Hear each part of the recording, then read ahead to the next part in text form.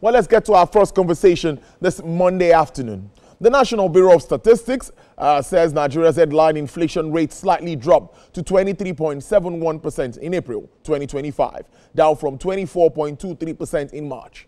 Now, NBS announced the increase in its consumer price index that was late Thursday. According to the Bureau, the movement for April 2025 headline inflation rate showed a decrease of 0.52% compared to March 2025 headline inflation rate. Now, the NBS said on a month-on-month basis that the headline inflation rate in April 2025 was 1.86%, which was 2.04% lower than the rate recorded in March 2025.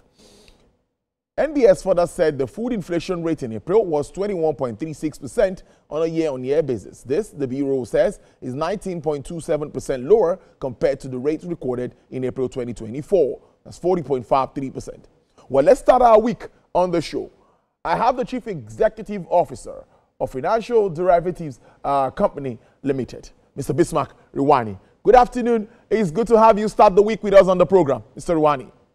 Good afternoon, and thank you for having me. Yes, I think I should start straight with what you think with this slight decline that we saw. After the rebasing of the CPI, I think this is the first time we're having this decline. How does it come to you? What do you make of it? First of all, let's not get carried away by the nominal values. What is clear is that the direction of inflation has actually moderated slightly, irrespective of what happened. But what happened was that, one, the basket was reconstituted, and two, the base year was changed. So those two factors could be partly responsible for the decline in inflation, mild decline in inflation. But it's important to put this in context that you only compare likes with likes and you don't compare apples with oranges. So it is very difficult to start comparing what the annual inflation rate at this time last year was and what it is this year, because at this time last year we're using the old basket, the old base year, and now we are using the new basket and the new base year. But we can draw some clear conclusions as to what has happened. What we've seen is that in the month of April, headline inflation has dropped from 24.23 to 23.71, mild but significant change. Also, directionally, all the parameters and sub-baskets and sub-indices actually declined. Food inflation came from 21.26 to from 21.79 to 21.26. Headline inflation, of course, we said that already. Core inflation from 24.43 to 23.39. And month-on-month inflation, as you just announced, went from 3.9 to 1.86. When you annualize the month-on-month inflation, it actually fell from 57.3% to 24.3%. That's a significant drop. And why is it important and why should we be discussing this? It's important because core inflation addresses the question of structural inflation. Whatever you do, if core inflation stays up, then you have structural problems. While other inflationary items, seasonal inflation and all of that, reflects to seasonalities and other factors that are transient. So what we're seeing here is that the transient factors are showing some moderation. The core factors, the core inflation itself, which is structural factors, are showing some moderation as well. Is it because of the rebasing? Not necessarily. But is it because of the reconstitution of the basket? Yes, to that extent. And what happened? In the previous basket, food was over 50%, about 54%. Now it has been dropped for 40%. Therefore, it is said that if you had 100,000 naira in salary, you were spending 54,000 naira on food. Now you're spending 40,000. So where are you directing the other money to? You are using it for transport and telecommunication. You are using it for health. You are using it for transportation. And you are using it for some other important things. So your consumer preference and your consumer basket has changed between when it was last reconsidered in 2009 and what it is today. So, but it's important that we look at something. Inflation was highest in 3 states. Benue State at 51%, Ekiti State at 34%, and Kebbi State at 33%. These are the food producing states. While they were lowest In consuming states, Ebonyi State has 7.19%, Adamawa State had 9.52%, and Ogun State had 9.91%. How come the states that are producing the food and the food is stranded there had higher prices, while the states that are consuming the food stuff are having low rates? What is happening here? Are those numbers credible? And if they are not, then what are we seeing here? Are we seeing a kind of some distortion in the methodology? Are we seeing a jam type situation here? Because it is almost inconceivable that where you are producing food, the prices are high, and where you are consuming the food, the prices are low. And the difference between Benue State and Ogun State, for example, is almost 43% difference in inflation. So what has happened? As food prices come down, yes, we have seen some movement in some food prices, but are they sustainable? Right? We've seen the price of rice and it's gone all over the place. Rice dropped, 1, because of imports, 2, because of the rumor that there's poisoned rice, so people were not buying the rice. But we have not seen a massive shift to the substitutes for rice yet. So that is something that needs to be looked at. When you look at the food basket, you find that the price of tomatoes went up by 107% because of tomato Ebola, while the price of garri actually stayed a little bit stable. So those are the things that we're looking at. But when you look at inflation, you have to now begin to look at what causes inflation to decline. Is it a weak exchange rate that leads to inflation, or is it inflation that leads to a weak exchange rate? Those are the things that we'll talk about after I listen to the next question.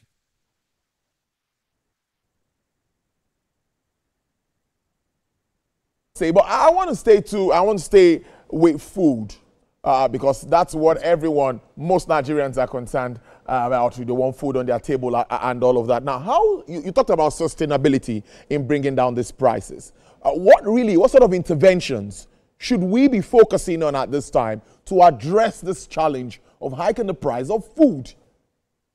No, I don't think your policies help you to stabilize prices. It's not you, the government producing food or government selling food. That's the wrong way to go about it. The markets determine exactly what the efficient price of a commodity is. There's an equilibrium price. So the man who is selling rice imports the rice or grows the rice and sells it in the market. The market, the consumer, based on his salary and his demand, will buy the rice. I don't think we should be saying the interventions that are going to bring down prices. Once you have an output gap, right? That output gap will be filled by people who are producing in the market. So you see, inflation has 2 factors to it. One is the fact that there's a production shortfall, right? Because of insecurity, because of headers and all sorts of things. And the cost of logistics, petrol, diesel, and all the other things. Then there's the demand side, where people have excess liquidity in them and they are buying more. So what the central bank does is to use interest rates to tighten up liquidity so that the demand is not excessive. But the central bank, in tightening its monetary policy, cannot increase output and production. Output and production will be increased because of 1, output increases, 2, your power supply, 3, your logistics and your cost of doing business, and 3, the yield on your farms. So all of these things put together give you an equilibrium price. But when you see prices and relative prices at this level, at 24, 25%, then even before now, it was about 33% under the old methodology. And what I do as a rule of the thumb, I just add 10% to what the new methodology is, and I get what it was under the old method. So if you are at 23%, it means that if I had 10, if I use the old method, I would have been getting 33%. So if I see 33% and I see the interest rates on treasury bills at 24 or 22%, I can see what the negative gap is. So to make it easy, I want us to concentrate on a couple of things. One, what are the factors that lead to inflation? It's not just palliatives, it's not just selling food, or bringing down the cost, importing food items. What causes inflation are a couple of factors. 1, the exchange rate pass-through effect. 2, excess liquidity. 3, the price of diesel and price of petrol. And 3, there's the basket. You know that in the month of March and April, we have now started paying more for what do you call it, for bundle and telecoms. We are also paying more for electricity, right? But thank God, the price of diesel is now coming down. But in the month of April, we had higher price of petrol, higher price of diesel, and the exchange rate was depreciating. All of these factors, when you put them together, it should have resulted in higher prices. But in fact, we saw a moderation in prices. So that if we begin to see a reversal of these prices, we see the exchange rate begin to appreciate, we see the price of diesel begin to come down, we see all this is happening, then we might have a sustainable moderation in the inflation rate. But right now, what you have is one data point, and one data point is not enough to have it to create a trend. Let's look at our exchange rate, which has been hovering between 1,500 and 1,600. Many would say we've had a bit of stability just along that range in recent times. But let me ask you if you think that our currency at the moment is appropriately priced. And at this rate, do you think that some of the interventions or the initiatives of the central bank is really paying off at this time for Nigeria? I think first and foremost, we think that the exchange rate is technically undervalued, technically, I say. But in the market reality, the difference between the para rate and the official rate narrowed and just started expanding a little bit. Yeah. So at 1,599, we would say it's fairly priced. In fact, it's undervalued. And the true value in the market, if you put in the illicit premium, should be at about 1,400. So at 1590, 1550, and the parallel market at 1630, there's stability there. And once there's stability, people can then begin to bring in commodities, right? Or compete, right? Our export commodities become competitive. So we are beginning to see, I would say that technically speaking, the currency has been well managed. There's price discovery. The central bank is, through multiple channels, is putting enough money into the market. The reserves have actually began to grow a little bit. So, and they've been stable. And for the first time in many years, in 9 years, we now have net external reserves being published. And never published in the past 9 years. So now it's published and people are comfortable with that. So I would say the interest rate environment, the stability of the banking system, the exchange rate, transparency, and price discovery, it creates an environment where foreign portfolio investments have actually increased. We have had FPIs come in, and we have had minimum capital flight. So one can say that from a monetary policy perspective, things have been very well managed. Mr. Rewane, do you agree that the present economic situation portends a difficult task now for the MPC meeting, which is ongoing at the central bank? Well, let me put it this way: the central bank is caught between a rock and a hard place. If you reduce rates, which is a remote possibility, then you run the risk of overheating the economy and making the currency depreciate some more. If you don't, and you hold rates stable to say, let us wait and see for the next 2 months to see whether our policies are working, that would be a reasonable decision. But also, if you increase rates, you might strangulate and stifle the economy. So there's a kind of suspended animation right now, if I may say, for want of a, there's suspended animation. The most likely, we say that there's a 70% probability that they will hold rates where they are, but there's a 30% probability that they might, for whatever reasons, allow the rates to decline by between 25 and 50 basis points. Or they might go in to play around with the asymmetric corridor and the cash reserve ratio to ensure that the excess liquidity in the system is mopped up. All things being equal, I think what we have today is some form of macroeconomic stability, and monetary conditions are aligned with monetary policy. And any change, any movement you make now would only slightly distort the position.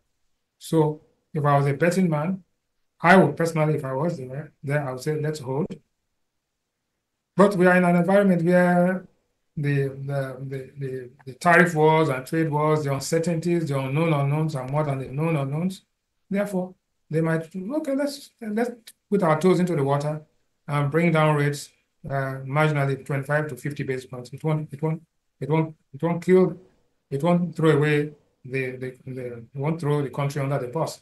So, but I would say that safety, conservatively, I would say hold the rates where they are.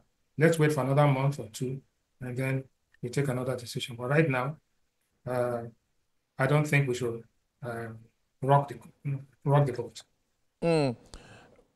Just let's look at the reforms now, the present reforms of this administration. I'd like your reaction to that before we wrap this conversation up. The fallout of these reforms is what many have been talking about. Those bold steps of course, removal of fuel subsidy and liberalization of the foreign exchange market. Now, at the end of the day, we've seen the impact on the economy one way or the other. What are you seeing? What are you learning with regards to where we are now and where we are headed moving forward? No, policies are statements of intent. The actual reforms are when institutions are reformed and you begin to see the impact. I think the Nigerians are tired of hearing about subsidy removal and exchange rate harmonization. There's more to reform than that. When you start having institutional reform, when we still are producing 5,000 to 7,000 megawatts of power in a country of over 200 million people, when we have road networks that we cannot link from one part of the country to the other, then the reform is at a very tertiary and abstract level. Let's bring it down to how it affects and how it makes people comfortable, how it makes people better off today than they were 10 years ago, rapidly, right? Or even if anything, we should know that now it's cheaper, it's better, the quality of education is better, the power supply is stable, the roads are motorable, the ports, we are seeing massive things going out of the country. Then we can say, yes, the tangibles are now being delivered. But the foundation stone were the reform policies. One, the reduction in subsidies, which transferred resources from people to the governments. And what have the state governments done? The state governments have used to pay off some debt, or some of them have just continued spending.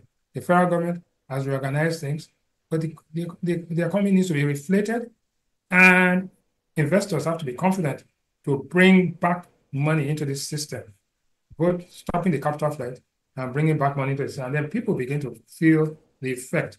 There's part of the reform is reforming the security architecture and the apparatus, reforming the institutional network. Like, for example, the central bank has been informed and they are doing a lot of structural changes. The institutional, the MDAs, we need to make sure that they are functioning and the people are feeling the impact across the country. So the difference between sound bites and impact is that sound bites are easy. Everybody can talk about that like we're talking about on television. But the impact is that today, there's been no power in certain parts of where we are. For the past 12 or 15 years, there's been not one drop of pipe-borne water in the whole of Victoria and Korea and all of that. That's reform. If you must reform, let's reform the system so that we can get water. If you want to reform the system, let's have power. Let's have the roads motorable. There's a lot of things, there's a lot of accomplishments, but the impact of the accomplishments is still not there, right? We need to feel the impact so everybody is feeling very comfortable and you're feeling better and happier than you were 12, 15 years ago. Because these problems were about 15, 20 years ago. Now we have gone down that path. And to turn it around takes more than 2 or 3 policies. It takes a lot of hard work and putting the right people in the right places to deliver to the masses. That's where we are. And I think that journey has started, right? But it's still a long way to go before people will say, yes, uhuru. All right, finally now, before I'll let you go, looking at the state of the economy, which we've talked about, what would be, say, your outlook generally, considering some of the positives that we've started seeing in recent times? My outlook is that the economy will achieve higher growth this year than it did last year. My positive is that some of the roads will concession, and therefore there will be some multiplier effect on the concessioning. My outlook is that inflation begins to moderate towards in the third to fourth quarter. And whilst we are at it, I want to use two case studies that you must bear in mind. In Ghana, right, inflation got to a high of 54% last year. They moved the policy rate up to 28%. They did a lot of institutional reform. In fact, there's a new government in place. And you know what? Inflation rate now is down to 21.3%, lower than half of what it was. What have they done? They've dealt with power supply. They've diversified part of their economic outlook outcomes. They defaulted somehow on some of their debt, but they have now restructured it. They have a program, IMF program. The same thing if you look at Turkey. They've gone through that whole process. So we are on the path to doing and achieving the same kind of outcomes. But we have to be courageous enough to ensure that we take the bull by the horn in terms of institutional reform. Reform within the institutions that deliver the value to the people.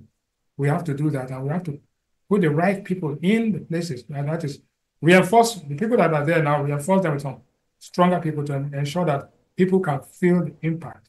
There's a lag between when you announce your programs, when the programs begin to work, and when the people begin to feel the impact. This is the difficult part of it. We've taken all the difficult decisions, right? So it's now to implement them by ensuring that we get the right people to start driving those engines. Right? I think that's the answer. The outlook is bright, but it will be brighter if we can carry out some institutional reform and tweak some of those places where there are weaknesses. Allow me to just chip this in. The handshake between the monetary side and the fiscal side, what's your assessment of it with what we used to have before now? Let's wrap up on that. No, it is fantastic. Let me put it this way. The goals are what need to be aligned. The coordination is, both the fiscal and monetary policy people are coordinating themselves. But if you coordinate these misaligned goals, then you end up somewhere else. It's like having, when you have a wheel alignment, you change your tires and you have wheel alignment, your car will still be moving in the wrong direction. You got to do the alignment and balancing together so that your car stays straight. Now, the monetary goals and the fiscal goals and the development goals have to be aligned so that when you see our tires, right, the car called Nigeria, driving along, you see the tires are aligned, and we are getting to this right destination. But if we do not align those tires, what is going to happen is that we'll be coordinating ourselves. The driver will be driving, pulling the steering one way, the other man will pulling the steering the other way, and we end up without any destination, and we end up actually more discoordinated. So coordination of monetary policy and fiscal policy is fantastic, perfect, but it's the goals that need to be aligned, and the goals are going to be aligned by coordination and driven by the president himself. I must thank you so much, Mr. Bismark Rewane, CEO, Financial Derivatives Company Limited. Thank you for starting the week with us on the show. We appreciate this. Thank you for having me. All right, then. Well, we'll